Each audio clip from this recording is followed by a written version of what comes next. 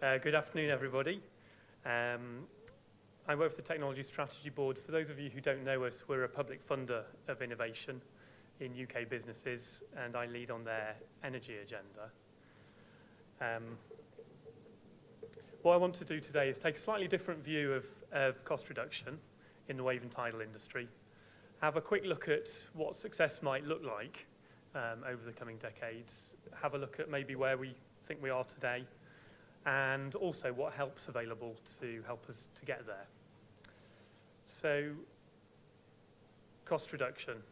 Often when I talk to developers, they say, "Oh, can you stop banging on about cost reduction? There's so much other stuff that we need to do to make this industry happen." And quite frankly, getting a bit bored of the conversation on cost reduction. But it's really important.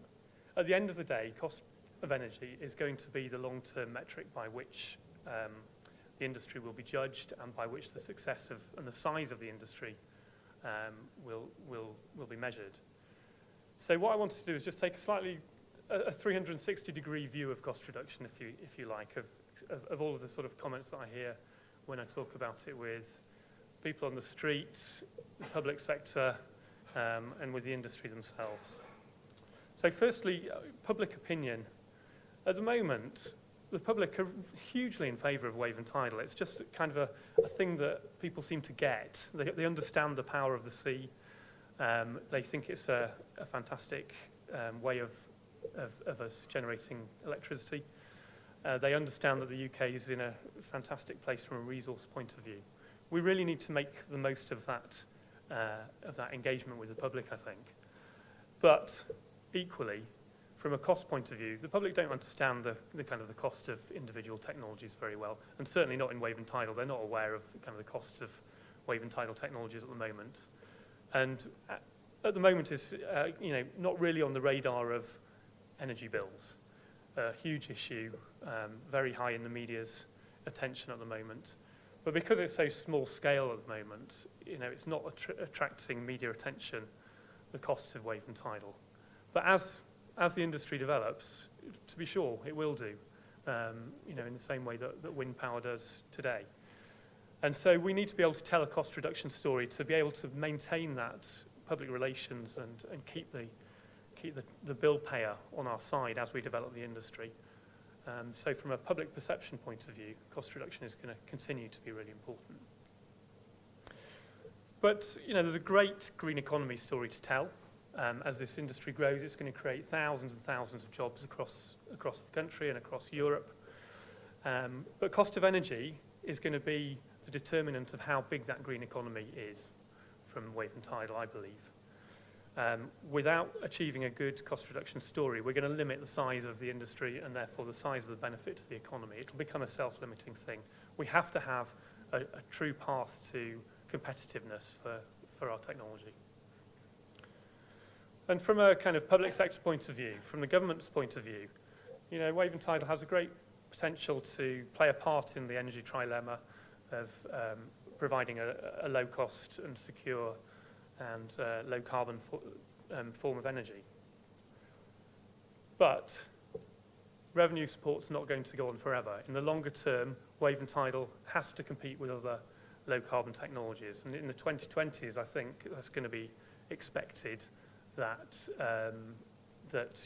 contracts for difference or whatever the support mechanism that's in place in 10 years' time will be tailing off for emerging technologies like wave and tidal, and that they'll be expected to be competing against carbon capture and storage, offshore wind, nuclear, the other low-carbon technologies that are there.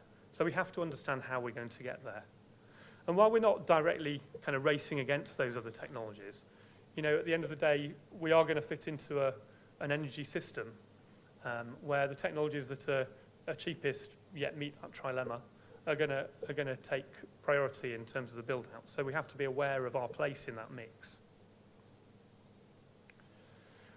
And from an industry point of view, I often hear people talking about the other things that need to happen rather than just taking cost out of their device. And quite rightly so.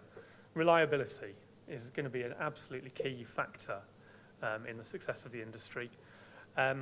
But reliability is just another side of the cost of energy coin. If you build a fantastically cheap, from a capital point of view, device that's not reliable, well, there's no surer way of getting to a very high cost of energy, because you're going to spend the whole time not generating energy and taking it in and out of the water. So, of course, reliability, proving, testing are going to be incredibly important, as well as just cost engineering. As is innovation.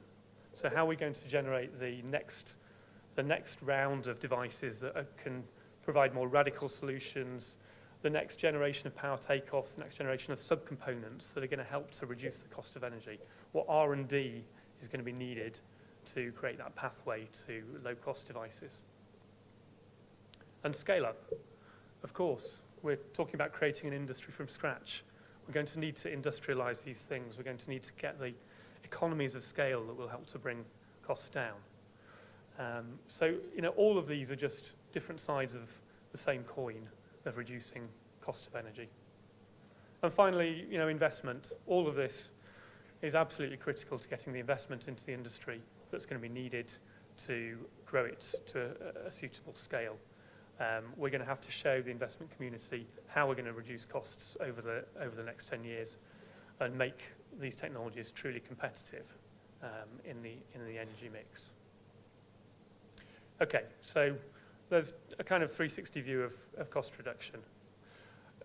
I just wanted to have a quick look at what does success mean in terms of cost reduction.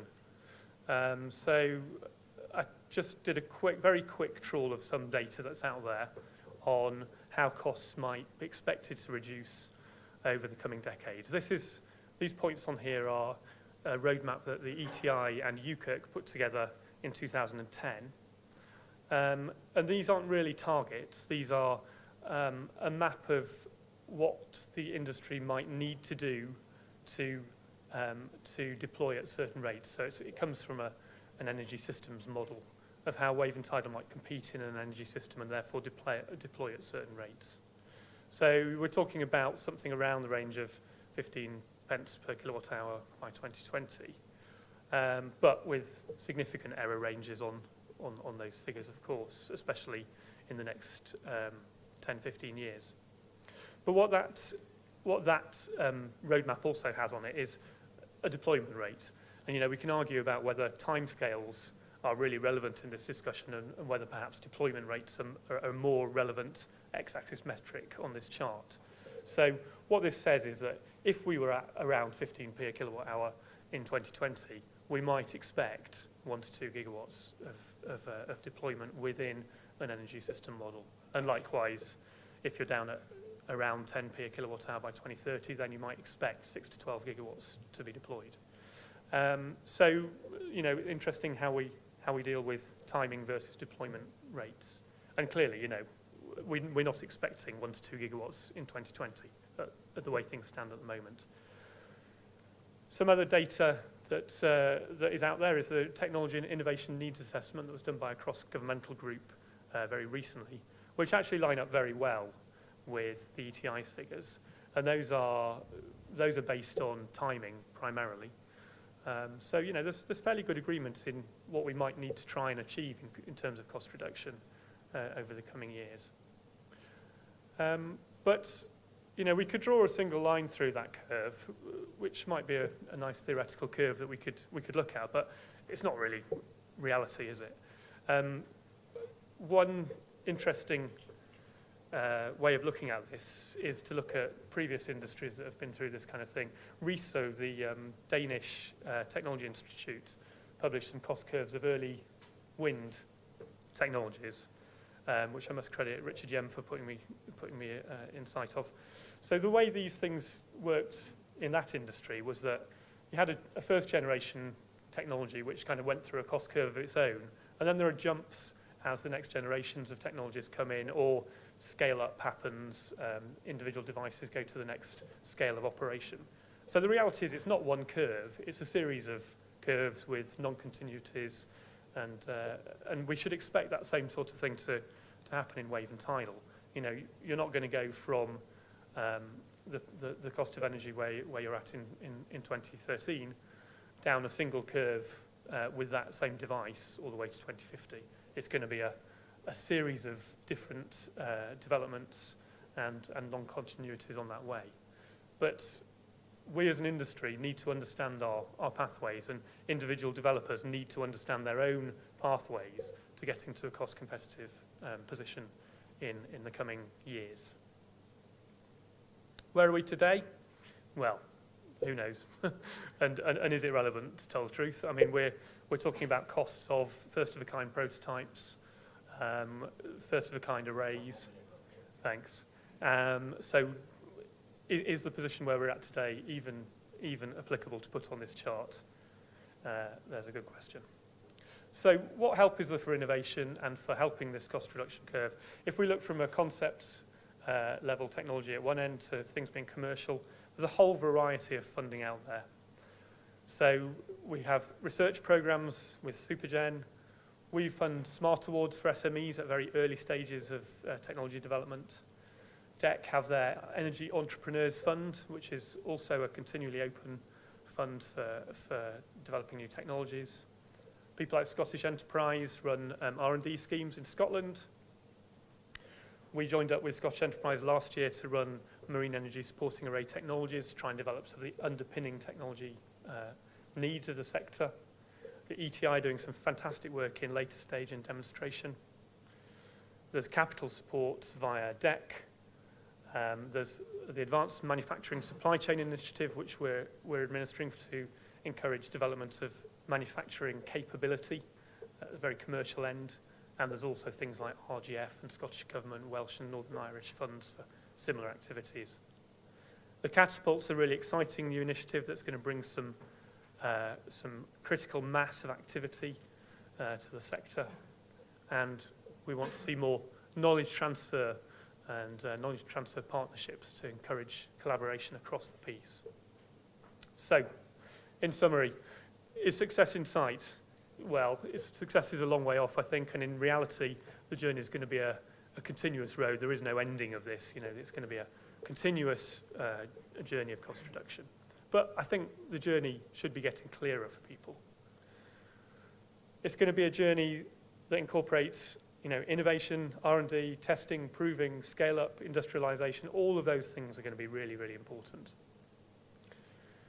And my main point today is that developers have to have their own route to cost reduction, their own roadmap clear in their own heads, and they have to be able to explain it, and should explain it to people so that everybody knows how they're going to reduce their costs. And finally, make use of our help. There's plenty of it out there, and do come and talk to me if you want to know more about that. Thank you very much.